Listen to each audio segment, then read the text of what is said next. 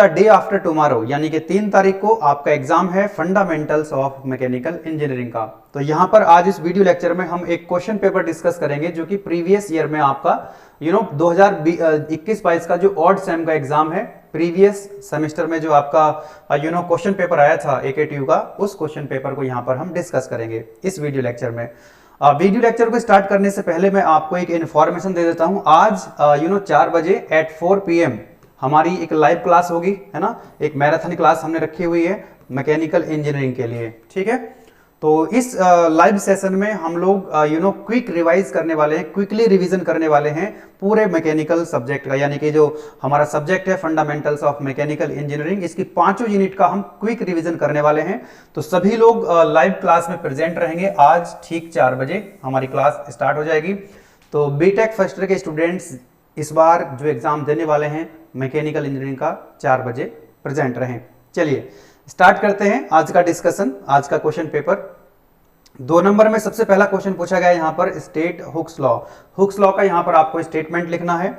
तो Hooke's law का statement क्या है कि जो स्ट्रेस होती है that is directly proportional to strain within proportional limit. Proportional limit के अंदर जो स्ट्रेस होती है that is directly proportional to strain. यहां से जब आप प्रोपोर्शनलिटी का साइन रिमूव करते हो तो यहां पर एक कांस्टेंट आता है जिसको हम लिखते हैं कैपिटल ई से, और ये जो कैपिटल ई होता है that is known as modulus of elasticity. इसको हम मॉडुलस ऑफ इलास्टिसिटी के नाम से जानते हैं, ठीक है। तो स्टेटमेंट आपने लिखा, इस तरह से आपने मैथमेटिकली ये लिख दिया यहाँ पर, और आप चाहें तो इस तरह का एक छोटा सा ये डायग्राम बना करके भी समझा सकते हैं। वाई एक्सिस पे हम लिखते हैं स्ट्रेस को और एक्स एक्सिस पे हम लिखते हैं स्ट्रेन को। तो स्ट्रेस जो है that is directly proportional to strain, यानी कि जो स्ट्रेस है वो स्ट्रेन का एक लीनियर फंक्शन है। ये है आपकी यहाँ पर प्रोपोर्शनल लिमिट। तो प्रोपोर्शनल लिमिट के अंदर क्या होगा, stress is directly proportional to स्ट्रेन। जैसे कि क्या होता है y directly proportional to x, तो y की जगह क्या आ जाएगा यहाँ पर स्ट्रेस, और x की जगह क्या आ जाएगा यहाँ पर स्ट्रेन, है ना। y की जगह स्ट्रेस, x की जगह यहाँ पर स्ट्रेन। और ये जो लाइन है आपकी ये कैसी रहेगी, this is the straight line, ये स्ट्रेट लाइन रहेगी। इस लाइन का स्लोप क्या रहने वाला है, कांस्टेंट रहने वाला है। तो इसी तरह से आपको एग्जाम में लिखना चाहिए, है ना। 2 नंबर का तो एक लाइन में आप स्टेटमेंट लिखें, ये इसकी मैथमेटिकल फॉर्म हो गई, यहाँ पर ये डायग्राम हो गया छोटा सा।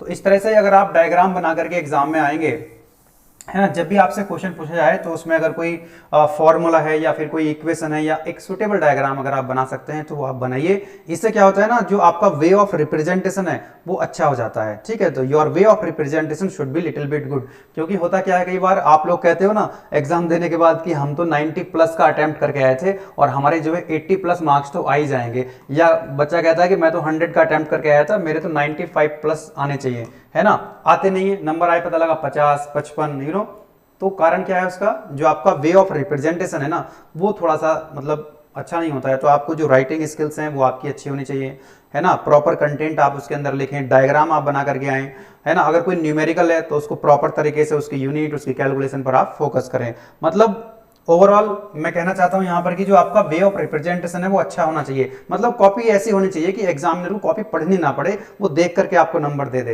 है ना। जैसे कि मैथमेटिकल एक्सप्रेशन होते हैं, कोई इक्वेशन होती है, मतलब उसको पढ़ने की जरूरत नहीं पड़ती, वो दिख जाती है ना, देख के आपको नंबर। जैसे डायग्राम आपने कोई बना दिया तो मतलब डायग्राम को देख के आपको नंबर मिल जाए ना, डायग्राम से बहुत ज्यादा इंपैक्ट पड़ता है, ध्यान रखिएगा। नेक्स्ट है दूसरा क्वेश्चन है discuss about the superposition theorem. इसको अभी लाइव क्लास में हम लोग डिस्कस करेंगे। बस यही एक क्वेश्चन ऐसा है 2 नंबर का जो मेरी 1 शॉट वीडियो से बाहर था।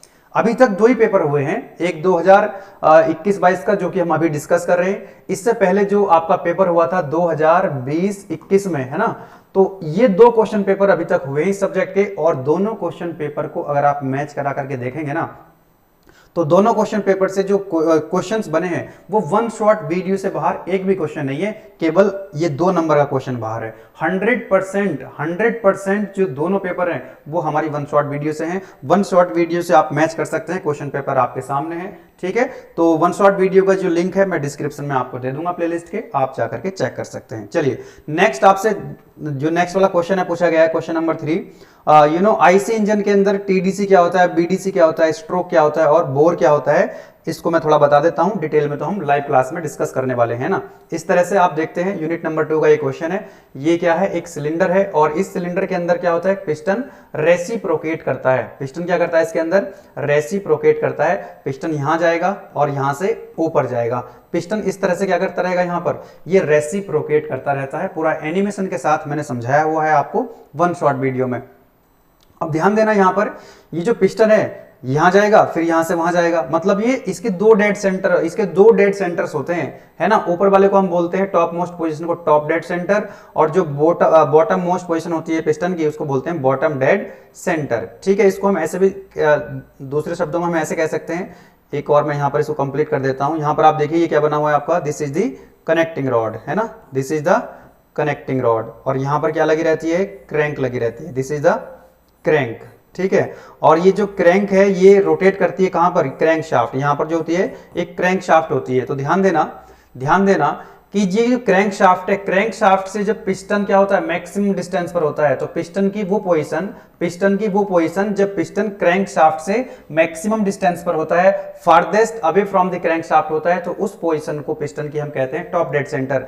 और जब ये पिस्टन क्रैंक शाफ्ट के एकदम नजदीक होता है, मिनिमम डिस्टेंस पर होता है, यानी कि nearest to the crankshaft होता है, तो पिस्टन की वो पोजीशन कहलाती है क्या, बॉटम डेड सेंटर, है ना। तो टीडीसी आपसे पूछा गया था, है ना, टॉप डेड सेंटर मैंने आपको बता दिया, और पूछा गया था आपसे बीडीसी यानी कि बॉटम डेड सेंटर। ठीक है, इसके बाद आपसे क्या पूछा गया था, इसमें पूछा गया था स्ट्रोक क्या होता है। देखिए, पिस्टन टीडीसी से बीडीसी जाता है या पिस्टन बीडीसी से टीडीसी जाता है, तो पिस्टन का मूवमेंट जो है, it is the movement of piston from TDC to BDC और BDC to TDC is known as stroke. Stroke का मतलब क्या होता है, तो पिस्टन का मूवमेंट है, it is the movement of piston from TDC to BDC या बीडीसी टू टीडीसी। नाउ अभी जो लेंथ होती है ना, ये वाली जो डिस्टेंस होती है, the distance between TDC and BDC is known as stroke length, है ना। क्या बोलते हैं हम इसको, स्ट्रोक लेंथ, एल से इसको हम रिप्रेजेंट करते हैं। एक पूछा गया था यहां पर आपसे बोर क्या होता है ना, बोर क्या होता है, जो सिलेंडर है, सिलेंडर के इनर डायमीटर जो होता है, या हम ये कह सकते हैं जो पिस्टन है, पिस्टन का जो फेस का डायमीटर है, दैट इज कॉल्ड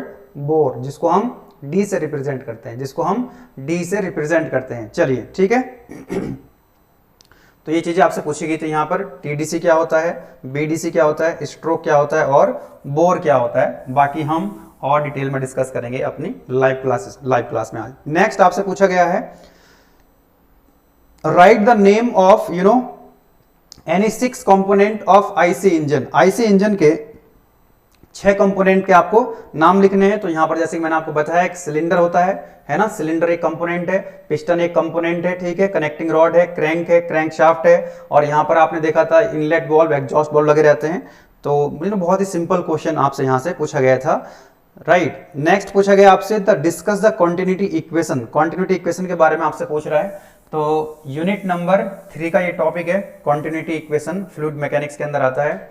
तो मान लीजिए यहाँ पर क्या है, ये कोई पैसेज है, कोई पाइप है, मान लीजिए क्रॉस सेक्शन 1 है और ये है आपका क्रॉस सेक्शन 2, ठीक है। और इस पाइप के अंदर क्या हो रहा है, फ्लूइड फ्लो हो रहा है लाइक दिस, है ना, इसके अंदर कोई फ्लूइड फ्लो हो रहा है और ये इसकी डायरेक्शन है, ठीक। तो यहाँ पर जो इक्वेशन बनती है आपकी continuity equation, that is ρ1 a1 v1 is equal to ρ2 a2 v2। ये ρ1 क्या है, यहां पर ρ1 इसकी डेंसिटी है क्रॉस सेक्शन 1 पर, यहां पर इसका एरिया a1 है, यहां पर इसकी वेलोसिटी v1 है। इसी तरह से क्रॉस सेक्शन 2 पर जो डेंसिटी है वो ρ2 है, एरिया a2 और वेलोसिटी v2, ठीक है। तो ये हो गई हमारी कॉन्टिन्यूटी इक्वेशन। ये जो कॉन्टिन्यूटी इक्वेशन है, this equation is for compressible fluid, क्योंकि ये जो फ्लूइड यहाँ फ्लो हो रहा है ना इसके अंदर, तो ये जो फ्लूइड है आप सभी जानते हैं, बताया हुआ है मैंने आपको वन शॉट वीडियो में, जो फ्लूइड है या तो वो क्या हो सकता है, लिक्विड हो सकता है, या वो क्या हो सकता है, गैस हो सकती है। क्या हो सकता है, गैस। अब ये जो गैसेस होती हैं ये कंप्रेसिबल इन नेचर होती हैं। गैसेस को क्या कर सकते हो आप, कंप्रेस कर सकते हो, और जो लिक्विड्स होते हैं ये इनकंप्रेसिबल होते हैं, इनको आप कंप्रेस नहीं कर सकते हो, ठीक है। कंप्रेसिबल का मतलब होता है इसकी जो डेंसिटी है वो कांस्टेंट नहीं होती है, डेंसिटी कांस्टेंट नहीं होती है। कंप्रेस नहीं कर सकते हो, इसका मतलब डेंसिटी क्या होती है, कांस्टेंट होती है। तो यहां पर ρ1 लिखा हुआ है, ρ2 लिखा हुआ है, मतलब डेंसिटी चेंज हो सकती है। तो this equation is valid for compressible fluid. ये किसके लिए है, ये कंप्रेसिबल फ्लूइड के लिए है, यानी कि ये इक्वेशन किसके लिए है, ये है गैसेस के लिए, है ना। जैसे एयर है है ना, तो एयर के लिए हम ये वाली इक्वेशन अप्लाई कर सकते हैं। अगर मान लीजिए ये फ्लूइड है, वो कैसा है, ये फ्लूइड अगर कैसा है, लिक्विड है यानी कि इनकंप्रेसिबल है, तो इनकंप्रेसिबल के लिए क्या हो जाएगा, डेंसिटी ρ1 ρ2 के बराबर हो जाएगी, तो ये कैंसिल आउट हो जाएगा। तो हमारे पास इक्वेशन क्या बच जाएगी, हमारे पास इक्वेशन मिल जाएगी A1V1 = A2V2। बताइए कोई दिक्कत वाली बात नहीं है। तो this is the equation for incompressible fluid. किसके लिए है, इनकंप्रेसिबल फ्लूइड यानी कि लिक्विड्स के लिए है, जैसे वाटर है, तो ये इक्वेशन आप अप्लाई कर सकते हैं। तो 2 नंबर में आपको क्या लिखना था, ये इक्वेशन लिख देनी थी और ये इक्वेशन लिख देनी थी। बता देते हैं कि ये जो है कंप्रेसिबल के लिए है और ये इनकंप्रेसिबल के लिए है। बताओ कोई दिक्कत वाली बात नहीं है, नो प्रॉब्लम एट ऑल। कोई दिक्कत वाली बात अगर नहीं है तो वीडियो को लाइक कीजिए, अपने दोस्तों के साथ शेयर कीजिए। चलिए नेक्स्ट क्वेश्चन देखते हैं, क्या है हमारा नेक्स्ट क्वेश्चन।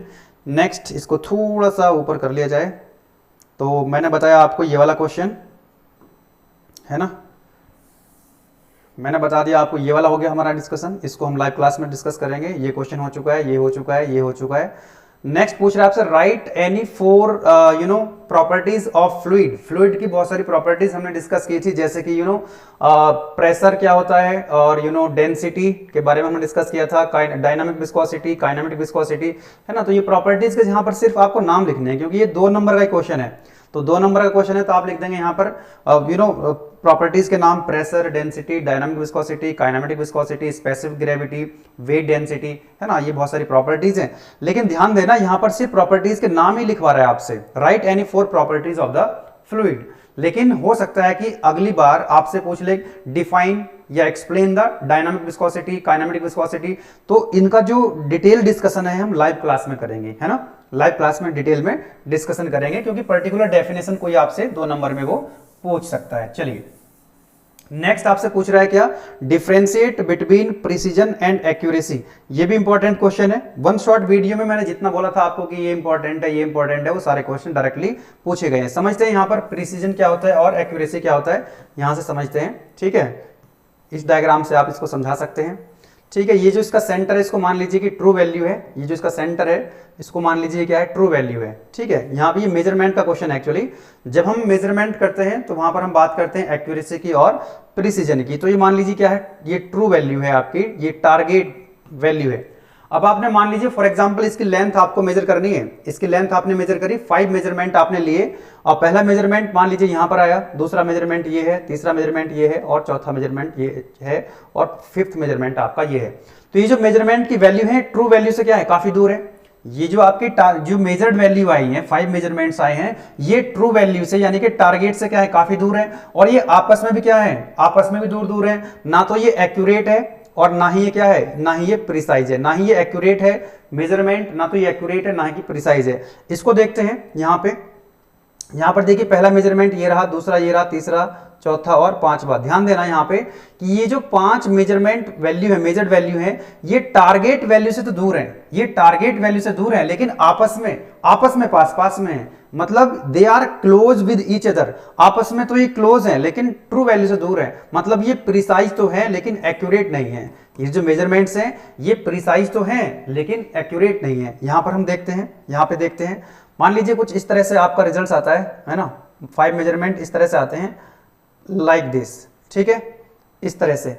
अब आप देखना यहां पर जो मेजरमेंट्स हैं, या फिर इसको एक काम करें, इसको ऐसे बना लेते हैं, लाइक दिस। तो यहां पर देखना ये जो मेजरमेंट है, यहां पर देखिए 5 मेजरमेंट जो है वो ट्रू वैल्यू के एकदम करीब है, ट्रू वैल्यू के एकदम पास है, they are very close to true value. तो ये जो रिजल्ट कहलाएगा आपका, क्या कहलाएगा, ये कहलाएगा आपका एक्यूरेट। अब क्योंकि आपस में भी ये पास है, तो ये एक्यूरेट भी है और ये प्रिसाइज भी है, ये एक्यूरेट भी है और ये क्या है, प्रिसाइज भी है। तो इस तरह से आप डिफरेंशिएट कर सकते हैं किसमें, एक्यूरेसी एंड प्रिसीजन में। बाकी लाइव क्लास में तो एक बार फिर से हम इसका डिस्कशन करेंगे ही, है ना। चलिए नेक्स्ट है आपका question, what is the absolute pressure experienced by the pressure sensor if the atmospheric pressure of a fluid is 2 atm, gauge pressure is 5 atm and differential pressure is 3 atm। ये क्या कह रहा है, ये प्रेशर का question है ना। Pressure मैंने आपको बताया हुआ 1 शॉर्ट वीडियो में, है ना। इस तरह का डायग्राम आपको बताया था कि मान लीजिए यहाँ पर कितना प्रेशर है, 0 प्रेशर है। ठीक है, यहां पर क्या है, जीरो प्रेशर है। अब एटमॉस्फेयर की वजह से जो प्रेशर होता है उसको क्या बोलते हो आप लोग, एटमॉस्फेरिक प्रेशर। क्या बोलते हैं उसको, एटमॉस्फेरिक प्रेशर। तो यहां से लेकर के यहां तक जो प्रेशर है इसको आप क्या बोलोगे, दिस इज योर PATM, यानी कि एटमॉस्फेरिक प्रेशर। एटमॉस्फेरिक प्रेशर से जब आप प्रेशर ऊपर मेजर करते हो, एटमॉस्फेरिक प्रेशर के ऊपर जब आप प्रेशर मेजर करते हो तो उसको बोला जाता है गेज प्रेशर। एटमॉस्फेरिक प्रेशर से जब नीचे प्रेशर मेजर करते हो तो उसको बोला जाता है क्या, नेगेटिव गेज। नेगेटिव गेज को हम वैक्यूम प्रेशर के नाम से भी जानते हैं ना, वैक्यूम प्रेशर के नाम से भी जानते हैं। नाउ अब ये जो आपका गेज प्रेशर होता है और एटमॉस्फेरिक प्रेशर होता है, इनका जो एल्जेब्रिक सम होता है उसी को क्या बोला जाता है, एब्सोल्यूट प्रेशर बोला जाता है। क्या बोलते हैं इसको हम, एब्सोल्यूट प्रेशर। क्या हो जाएगा यहां से absolute pressure, this is gauge pressure plus atmospheric pressure. ठीक है, एब्सोल्यूट प्रेशर क्या होता है, गेज प्रेशर और एटमॉस्फेरिक प्रेशर का एल्जेब्रिक सम। अब आपसे क्या बोल रहा था यहां पर क्वेश्चन में, आपको दिया हुआ है क्या, if the atmospheric pressure 2 atm आपको दिया हुआ है और गेज प्रेशर आपको 5 atm दिया हुआ है, तो कोई दिक्कत वाली बात नहीं है। आप यहां पर वैल्यू पुट करो, आपका आंसर आ जाएगा। गेज प्रेशर दिया हुआ है कितना आपको, 5 atm, और आपको ये एटमॉस्फेरिक प्रेशर कितना दिया हुआ है, 2 atm। तो आपका बताओ आंसर कितना आ जाएगा, that is equal to 7 atm।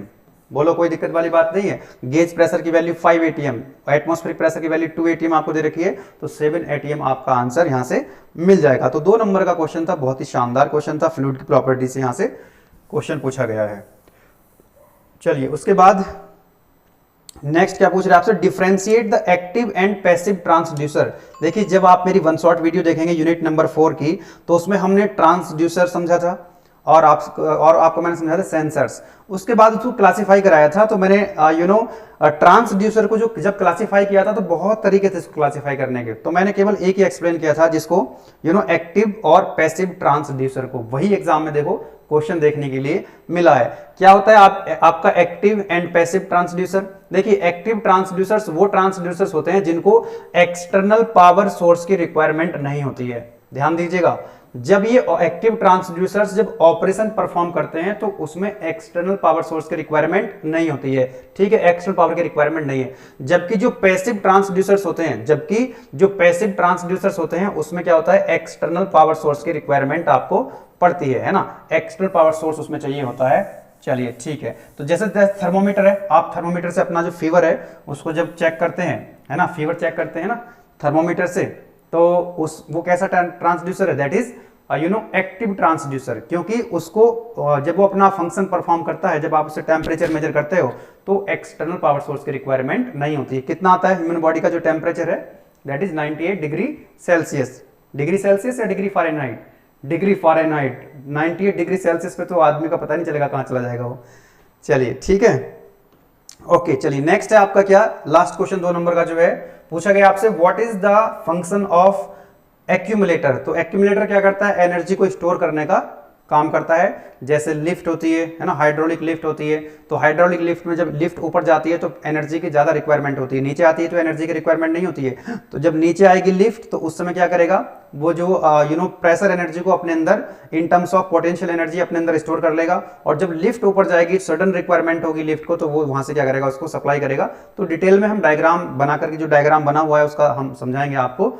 आज जो हमारी क्लास होगी लाइव क्लास, उसमें हम इसको डिस्कस एक बार करेंगे। चलिए, तो ये हो गया इसका पार्ट ए। ओके, नेक्स्ट है इसका पार्ट बी। ये क्वेश्चन मैं आपके साथ डिस्कस करना चाह रहा था। कह रहा है क्वेश्चन के अंदर draw SFD and BMD for simply supported beam carrying a uniformly distributed load W kilonewton per meter throughout its length L meter and what is the maximum bending moment। ये क्वेश्चन आया SFD BMD से आपका 10 marks का एक question आया SFD BMD का। ये मैं डिस्कस करने वाला हूं आज की क्लास में। एक और क्वेश्चन आप यहां पर देखेंगे, एसएफडी बीएमडी से एक और क्वेश्चन आपसे पूछा गया है। कह रहा है draw SFD and BMD for figure as shown in the draw SFD and BMD for figure shown below. यहां पर आप देखिए डायग्राम है एसएफडी बीएमडी। यहां से आपसे एक और क्वेश्चन पूछ लिया एसएफडी एंड बीएमडी का। एसएफडी बीएमडी के 2 क्वेश्चंस आपसे पूछे गए हैं 10-10 नंबर में। इसका एसएफडी बीएमडी भी आपको यहां पर बनाना है। चलिए इनको बनाते हैं। तो राइट, एक सेकेंड, है ना। सबसे पहले हम इस क्वेश्चन को सॉल्व करेंगे, एसएफडी बीएमडी बनाएंगे इसका, उसके बाद हम जो दूसरे वाला क्वेश्चन है उसको सॉल्व करेंगे। बहुत सिंपल क्वेश्चन है, 20 नंबर में यहां से आपको पूछा गया है एसएफडी और बीएमडी का। तो मैं एक और बात यहां पर बता दूं, मैंने एक 3 आवर्स का एक लेक्चर ऑलरेडी अपलोड किया हुआ है एसएफडी एंड बीएमडी का। एसएफडी एंड बीएमडी का एक लेक्चर 3 आवर्स का मैंने अपलोड किया हुआ है ऑलरेडी, है ना। और अगर आप इस लेक्चर को 1.5 की स्पीड से देखते हैं तो 2 आवर्स में ये लेक्चर हमारा खत्म हो जाएगा। 2 आवर्स में आप इस लेक्चर को देख सकते हैं कंप्लीट। इस लेक्चर में मैंने आपको जो एकेटीयू एग्जाम होता है हमारा, एकेटीयू के पॉइंट ऑफ व्यू से कंप्लीट एसएफडी बीएमडी को एक्सप्लेन किया हुआ है, जितने भी बेसिक्स यूज होते हैं। और उसमें बहुत सारे न्यूमेरिकल, बहुत सारे स्टैंडर्ड केस मैंने वहां पर डिस्कस किए हुए हैं। तो आप इस वीडियो लेक्चर को अगर देखते हैं, उसका लिंक भी डिस्क्रिप्शन में दे दूंगा, या आप सर्च कर लीजिएगा एसएफडी बीएमडी गेटवे क्लासेस के नाम से। आप सर्च कर लीजिएगा SFD and BMD gateway classes के लिए। तो एक सेकेंड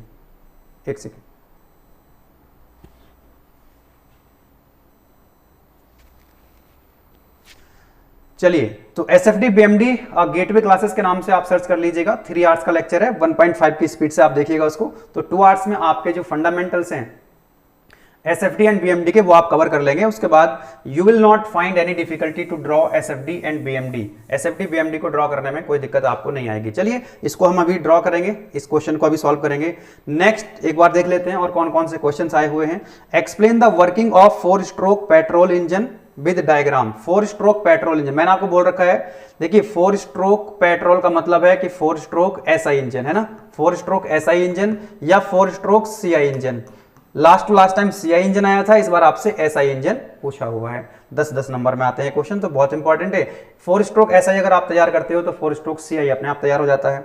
नेक्स्ट आपसे ये हम लाइव क्लास में डिस्कस करेंगे, 1 शॉर्ट वीडियो मैंने आपको कराया हुआ है। Explain the working and construction of construction details of reciprocating pump, है ना। सेंट्रीफ्यूगल पंप और रेसिप्रोकेटिंग पंप मैंने आपको 1 शॉर्ट वीडियो में कराया हुआ है। तो रेसिप्रोकेटिंग पंप आपसे यहां से पूछ रखा है 10 नंबर में। मैंने बोला था या तो सेंट्रीफ्यूगल आएगा या रेसिप्रोकेटिंग आएगा, तो रेसिप्रोकेटिंग यहां पर आपको मिल चुका है। नेक्स्ट है construction and working of optical pyrometer, है ना। लाइव क्लास में डिस्कस कर लेंगे, मैंने इसको कराया हुआ नहीं था, ये 1 शॉर्ट वीडियो मैंने इसको नहीं कराया था और लाइव क्लास में इसको डिस्कस नहीं करूंगा, ठीक है। क्योंकि यहां पर आपको देखो 5 क्वेश्चंस हैं, 5 क्वेश्चंस में जो 4 क्वेश्चंस हैं आउट ऑफ 5, 4 क्वेश्चंस आपको 1 शॉर्ट वीडियो से मिल जाएंगे, ठीक है। नेक्स्ट क्वेश्चन है आपका, discuss the various key elements of mechatronic system. 1 short video में कराया हुआ है, इसको भी हम लाइव क्लास में देखेंगे। अभी तो मैं सिर्फ एसएफडी और बीएमडी यानी कि जो न्यूमेरिकल वाला पार्ट है उस पर फोकस करूंगा। बिना बात के बहुत ज्यादा टाइम आपका मैं कंज्यूम नहीं करूंगा, क्योंकि ये जितने भी टॉपिक्स इसमें आ रखे हैं 1 शॉर्ट वीडियो में ऑलरेडी कवर करा रखे हैं, है ना। या फिर लाइव क्लास में मैं फिर से मैराथन क्लास में आज कराने वाला हूं, वहां पर देखेंगे इनको, ठीक है। Topic wise, unit wise 1 short video आपके पास अवेलेबल है, प्लेलिस्ट आपको मिल जाएंगी। नेक्स्ट ये आपका क्वेश्चन वही आ चुका है एसएफडी बीएमडी वाला, जो मैं अभी दिखा रहा था आपको, जिसको हम डिस्कस करेंगे, दिस वन। इसके बाद आपसे क्या पूछा गया है, डेवलप द रिलेशन बिटवीन ई यानी कि यंग्स मॉडुलस, सी यानी कि शेयर मॉडुलस, के bulk modulus and mu Poisson ratio. तो भैया यहाँ पर 3 डेरिवेशंस मैंने आपको कराए हुए हैं। डेरिवेशंस के 5 टोटल डेरिवेशंस 5 है हमारे सिलेबस में, है ना। 3 डेरिवेशन या 2 डेरिवेशन आप कह सकते हो यूनिट नंबर 1 से है, यूनिट नंबर 2 से कोई डेरिवेशन नहीं है, उसके बाद आपका यूनिट नंबर 3 से है। तो यहां पर आप 4 डेरिवेशन है, 4 या 5 डेरिवेशन है यहां पर। इस डेरिवेशन की अलग से एक सेपरेट प्लेलिस्ट है, डिस्क्रिप्शन में आपको लिंक दूंगा, 5 डेरिवेशन आप कर लीजिएगा, क्योंकि डेरिवेशंस में लाइव क्लास में डिस्कस नहीं करूंगा। कौन कौन से डेरिवेशन है, एक डेरिवेशन जो आएगा आपका यूनिट नंबर 1 से कौन कौन से डेरिवेशन देखते हैं, दैट इज फर्स्ट वाला जो डेरिवेशन है, E is equal to 3 times of K 1 minus 2 mu, ठीक है। दूसरा डेरिवेशन आएगा आपका E is equal to 2 times of G 1 plus mu, और यहीं से इन दोनों से क्या आ जाता है, तीसरा डेरिवेशन और आ जाता है, that is capital E is equal to 9 K G upon 3 के प्लस G। यहां पर कई बार G को वो C भी लिख देता है ना, G या E क्या है यहाँ पर, यंग्स मॉडुलस, यहां पर K क्या है, बल्क मॉडुलस, G है यहाँ पर शेयर मॉडुलस, और म्यू क्या है यहाँ पर, पॉइजन रेशियो। ये जो हम G लिखते हैं यहाँ पर शेयर मॉडुलस, कई बार उसको वो C भी लिख देता है, जैसा कि यहाँ पर लिखा हुआ है, उसने C को क्या लिखा है, शेयर मॉडुलस लिखा हुआ है। तो इसने तो सभी में रिलेशन पूछा है, तो ये डेरिवेशंस आपको ड्राइव करने थे इसमें 10 नंबर में, ठीक है। तो ये डेरिवेशंस आपको प्ले लिस्ट में ऑलरेडी मैंने कराए हुए हैं। वहां से मिल जाएंगे। नेक्स्ट आपसे पूछा गया है compare the following SI and CI engine. देखिए SI और CI 5 नंबर का होगा और यहाँ पर 2 स्ट्रोक 4 स्ट्रोक 5 नंबर का होगा। यूनिट नंबर 2 की वन शॉट वीडियो में बहुत ही शानदार तरीके से आपको बताए गए हैं। आज एक बार फिर लाइव क्लास में भी हम डिस्कस करेंगे। नेक्स्ट आपसे पूछ रहा है क्या, explain the working of vapour compression refrigeration system. One shot video का क्वेश्चन है ना, और इसको भी हम लाइव क्लास में डिस्कस करने का प्रयास करेंगे। नेक्स्ट वाला जो क्वेश्चन है आपका, ये एक डेरिवेशन आपसे पूछा गया था और ये डेरिवेशन मैंने वन शॉट वीडियो में नहीं कराया हुआ, और आज टाइम मिलेगा तो लाइव क्लास में कराएंगे, अदरवाइज इसकी भी आवश्यकता नहीं है क्योंकि ये बहुत अच्छे से कराया हुआ है मैंने। What is turbine, explain construction detail of Pelton turbine, है ना। पेल्टन टरबाइन यानी कि आपका जो है इम्पल्स टरबाइन है, ये बहुत डिटेल में वन शॉट वीडियो में कराया हुआ है, कोई दिक्कत वाली बात नहीं। दो में से एक ही तो करना था, ठीक है। चलिए, केबल और केबल, मैंने बोला था आपको स्टार्टिंग में ही, अगर आप वन शॉट वीडियो जो देख के गया होगा लास्ट टाइम, केवल 2 नंबर का वो वन शॉट वीडियो के बाहर था। अब वो भी जो क्वेश्चन 2 नंबर का है वो आउट ऑफ सिलेबस ही है, आउट ऑफ सिलेबस था सुपरपोजिशन थ्योरम, उसका हमारे सिलेबस से कोई लेना देना खास नहीं है। चलिए, इसका जो नेक्स्ट वाला क्वेश्चन है, इसमें पूछा गया आपसे, क्या पूछ रहा है आपसे, explain in detail with suitable diagram limit fit and tolerance, है ना। लिमिट फिट टॉलरेंस 10 नंबर में पूछा गया। यूनिट नंबर 4 का वन शॉट वीडियो देखेंगे तो आपको मिल जाएगा। कोई भी वन शॉट वीडियो अगर आप चाहिए तो यूट्यूब में आप सर्च कर लीजिए one shot video unit number 4 gateway classes, वही वन शॉट वीडियो आपको मिल जाएगी। आप डाल दीजिए यूनिट 5 का वन शॉट वीडियो चाहिए तो unit 5 one shot video gateway classes, या मेरे नाम से भी सर्च करेंगे तब भी आपको मिल जाएगा, MS तोमर के नाम से। नेक्स्ट आपसे पूछ रहा है classification of pressure measurement instruments, explain the working of burden tube pressure gauge. Unit number 4, दोनों क्वेश्चन यूनिट नंबर 4 के वन शॉट वीडियो से मिलेंगे आपको, है ना। तो आपके पास अगर चॉइस नहीं भी होगी तब भी आप कर सकते हैं, है ना। चलिए, लास्ट जो क्वेश्चन है यूनिट नंबर 5 से जो क्वेश्चन पूछा गया आपसे यहाँ पर व्हाट इज सेंसर, सेंसर क्या होता है, classify explain the classification of sensors based on various inputs and outputs. Unit number 5 का वन शॉट वीडियो का ये क्वेश्चन है। चलिए, अब हम क्या करेंगे, केबल और केबल 2 न्यूमेरिकल SFD BMD के दोनों क्वेश्चन हम यहाँ पर डिस्कस करने वाले हैं। SFD BMD के दोनों क्वेश्चन हम यहाँ पर डिस्कस करने वाले हैं। चलो भाई, आ जाओ, कहाँ गया हमारा क्वेश्चन। तो एक तो ये वाला है आपका SFD BMD, इसका ड्रॉ करना है। हाँ, इधर चला गया, ये था यहाँ पे। पढ़ो जरा एक बार क्वेश्चन को। पहले इसका ये स्टैंडर्ड केस है, ये SFD BMD का जो मैं बता रहा था 3 आवर्स का जो लेक्चर है उसमें मैंने कराया हुआ है, लेकिन मैं एक बार फिर से यहाँ पर करा रहा हूँ, थोड़ा सा कम समय में कोशिश करूँगा। अच्छा, आपको ये वीडियो अगर आपको लग रहा है कि मतलब हमको स्पीड ज़्यादा करनी है तो यूट्यूब ने आपको ऑप्शन दिया हुआ है 1.5, 1.25 या फिर 2 की स्पीड पर आप इसको देख सकते हैं, कोई प्रॉब्लम वाली बात नहीं है। चलिए, ये क्वेश्चन है आपका, ड्रॉ SFD एंड BMD। रुक जा भाई, कहाँ भाग रहा है। हाँ, draw SFD and BMD for simple supported beam. एक सिंपल सपोर्टेड बीम है, right, carrying a uniformly distributed load W kilonewton पर मीटर। इस पर एक लोड लगा हुआ है UDL, that is uniformly distributed load throughout the length L meter length दे रखी है, W किलोमीटर पर मीटर UDL दे रखा है। उसका SFD BMD आपको बताना है और साथ में बताना है आपको मैक्सिमम बेंडिंग मोमेंट, वहां पर मैक्सिमम बेंडिंग मोमेंट क्या होगा ये भी आपको बताना है। चलिए, बनाते हैं इसका SFD एंड BMD। बहुत ही शानदार क्वेश्चन, स्टैंडर्ड केस है और पूरे बेसिक्स आपको मैंने SFD BMD की वीडियो में बताए हुए हैं। चलो भाई, बनाते हैं इसका डायग्राम। राइट, तो इस तरह से हम एक बीम बना लेते हैं। कौन सी बीम है, that is simple supported beam. Simple supported beam है तो यहां पर एक हिंज सपोर्ट लगा देते हैं और इधर लगा देते हैं क्या, हमें एक रोलर सपोर्ट। ठीक है, आप रोलर सपोर्ट को इधर लगा दीजिए, हिंज को उधर लगा दीजिए, कोई दिक्कत वाली बात नहीं है। And this simple supported beam is subjected to UDL, uniformly distributed load यहाँ पर एक लगा हुआ है और जिसकी इंटेंसिटी उन्होंने दी हुई है आपको, that is W kilo newton per metre. और इस बीम की जो लेंथ है that is also given to you, that is L metre. ठीक है, L इसकी आपको लेंथ दे रखी है। इसका आपको SFD BMD बनाना है। मान लीजिए ये पॉइंट आपका A है और ये पॉइंट आपका B है। बहुत ही शानदार तरीके से इसका SFD BMD बनाते हैं। ठीक है, चलिए, ओके, तो एक काम करते हैं, मान लेते हैं यहाँ पर जो पॉइंट है, एक सेंटर पे पॉइंट मान लेते हैं इसका, ये पॉइंट मान लीजिए सी है ना, ये पॉइंट ए हो गया, ये पॉइंट बी हो गया, इसका सेंटर वाला पॉइंट क्या हो गया, सी हो गया। इन तीनों पॉइंट्स पर हम एक काम करते हैं, एक इस तरह से जो लाइन बनाते हैं हम हमेशा इस तरह से लाइन बना लेते हैं लाइक दिस, ठीक है, एसएफडी बीएमडी के लिए तीनों पॉइंट के नीचे। कोई दिक्कत वाली बात नहीं है, आप स्केल का यूज कर लीजिएगा ताकि जो लाइन है वो थोड़ा सीधी सीधी आ जाए, एग्जामिनर आपको जो है अच्छे से नंबर दे दे। चलो अब क्योंकि ये क्या है आपकी सिंपल सपोर्टेड बीम है, यहाँ पर एक सिंपल सपोर्ट यानी कि हिंज सपोर्ट लगी हुई है, यहाँ पर एक रोलर सपोर्ट लगी हुई है, तो यहाँ पर कोई हॉरिजॉन्टल लोड तो है नहीं, यहाँ पर क्या नहीं है, कोई हॉरिजॉन्टल लोड नहीं है, तो यहाँ पर क्या आएगी, एक रिएक्शन आएगी, बोलो यस और नो, अपवर्ड डायरेक्शन में, जिसको हमने बोल दिया आर ए, ठीक है। यहाँ पर रोलर सपोर्ट है, यहाँ भी क्या आएगी, एक वर्टिकल डायरेक्शन में रिएक्शन आएगी, इसको हमने बोल दिया क्या, आर बी। तो हमने क्या करना है, इसको लेफ्ट से सॉल्व करोगे तो ये रिएक्शन चाहिए आपको, राइट से सॉल्व करोगे तब भी ये रिएक्शन चाहिए, तो सबसे पहले क्या करना पड़ता है हमको, सिंपल सपोर्टेड बीम में रिएक्शंस फाइंड आउट करनी पड़ती हैं। अगर ये कैंटिलीवर बीम होती तो हम कैंटिलीवर बीम को फ्री हैंड सॉल्व कर लेते, इस तरह की है ना, ये वाली बीम ऐसी बीम होती तो हम उसको फ्री हैंड सॉल्व कर लेते, रिएक्शंस फाइंड आउट करने की जरूरत नहीं पड़ती है in case of cantilever beam. But यहां पर ये सिंपल सपोर्टेड बीम है, दोनों तरफ सपोर्ट लगी हुई है, तो we have to calculate the reaction at support first. चलो पहले रिएक्शन निकाल लेते हैं। रिएक्शन निकालने के लिए क्या करना है आपको, सबसे पहले एक काम और करो आप लोग, ये जो यूडीएल लगा हुआ है इसको पॉइंट लोड में कन्वर्ट कर लीजिए। आपको पता है ना, यूनिफॉर्मली डिस्ट्रीब्यूटेड लोड को हम रेक्टेंगल से रिप्रेजेंट करते हैं, इसका टोटल लोड हम निकाल सकते हैं, क्या टोटल लोड निकाल सकते हैं, हाइट इनटू बेस, है ना, दैट इज हाइट कितनी है W और यू नो ये लेंथ कितनी है इसकी WL।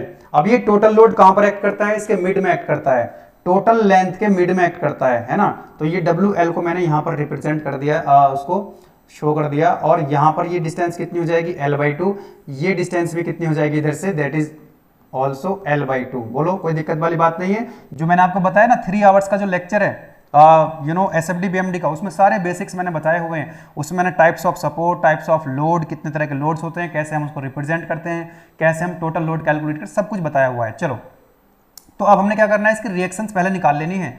तो रिएक्शंस निकालने के लिए हम क्या करते हैं, एक यू नो मोमेंट को जीरो कर देते हैं किसी भी पॉइंट के about, you know algebraic sum of moment किसी भी पॉइंट के अबाउट क्या होगा, जीरो होगा, अगर आप बीम को स्टेबल इक्विलिब्रियम में रखना चाहते हो, बीम अदरवाइज क्या कर जाएगी, घूम जाएगी। तो मैं ले रहा हूं यहां पर पॉइंट ए के अबाउट मोमेंट को क्या कर रहा हूं यहां पर जीरो करूंगा। तो यहां पर देखो इसका तो कोई मोमेंट आएगा नहीं आर ए का, क्योंकि आर ए की जो लाइन ऑफ एक्शन है वो पॉइंट ए से पास हो रही है। उसके बाद यहां पर आप देखेंगे केवल ये वाला एक लोड ये बचेगा और एक आर बी रिएक्शन बचेगी, इनका हम मोमेंट लेंगे। तो आर जो WL है ये क्या करेगा, इस बीम को क्लॉकवाइज रोटेट कराएगा पॉइंट ए के अबाउट, क्योंकि हम पॉइंट ए के अबाउट क्या ले रहे हैं, मोमेंट ले रहे हैं। तो क्या आ जाएगा, प्लस लिखेंगे, क्लॉकवाइज होगा तो क्या लिखेंगे यहाँ पर हम प्लस, और एंटी क्लॉकवाइज होगा तो क्या लिखेंगे माइनस।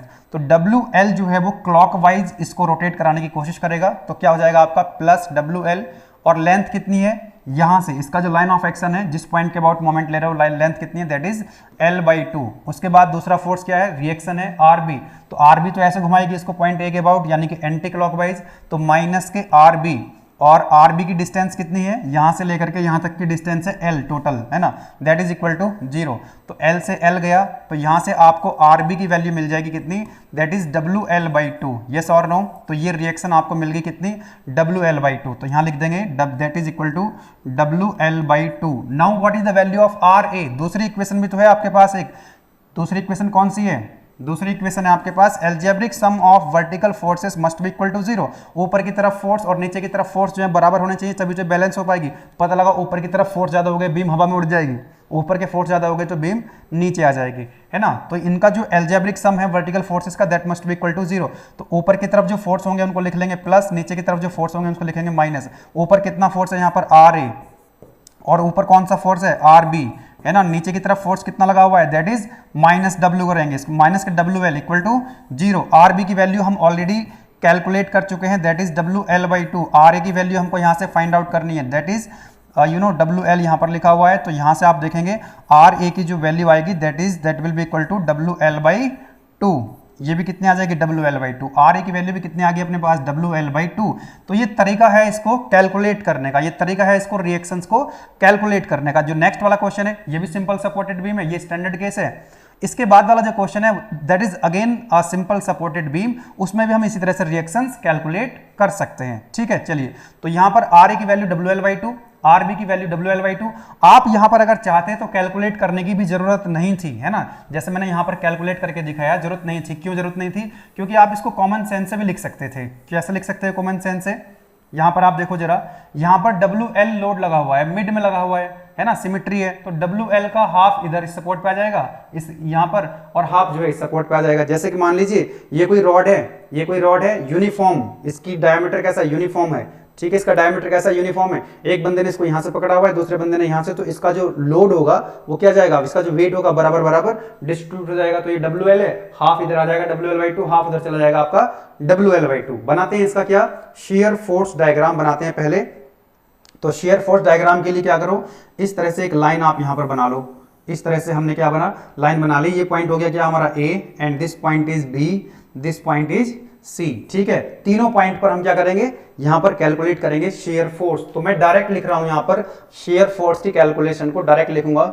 शेयर फोर्स की कैलकुलेशन बताओ, शेयर फोर्स की वैल्यू A पर कितनी होगी, A पर शेयर फोर्स कितना होगा, पॉइंट A पर तो एक लोड है, दैट इज रिएक्शन है, और ये अपवर्ड डायरेक्शन में है। तो मैंने आपको बताया हुआ है साइन कन्वेंशन के बारे में। एसएफडी और बीएमडी के लिए हम साइन कन्वेंशन क्या यूज करते हैं, वो हमारा जो बेसिक लेक्चर है उसमें मैंने बताया हुआ है, ठीक है। बताया हुआ कि एसएफडी के लिए जो अपवर्ड, देखिए इसको हम लेफ्ट से सॉल्व कर सकते हैं, राइट से भी कर सकते हैं। अगर हम इसको लेफ्ट हैंड साइड सॉल्व करते हैं, अगर हम किसी भी क्वेश्चन को लेफ्ट हैंड साइड से सॉल्व करें, सॉरी, इसको हम लेफ्ट हैंड साइड से अगर सॉल्व कर रहे हैं ना, लेफ्ट हैंड साइड से, तो जो अपवर्ड फोर्सेस होंगे उनको लिखेंगे पॉजिटिव, डाउनवर्ड फोर्सेस को लिखेंगे क्या हम लोग, नेगेटिव, ठीक है। तो बताओ जरा शेयर फोर्स की वैल्यू कितनी हो जाएगी पॉइंट ए पर। ये तो अपवर्ड डायरेक्शन, लेफ्ट से सॉल्व कर रहे हैं ना, लेफ्ट से, तो लेफ्ट से सॉल्व कर रहे हैं तो अपवर्ड क्या आएंगे, प्लस, तो प्लस कितना आएगा, WL/2, प्लस WL/2। बोलो कोई दिक्कत वाली बात नहीं है। तो यहां पर आप लिखेंगे, अच्छा ये जो लाइन होती है, जीरो वाली लाइन होती है,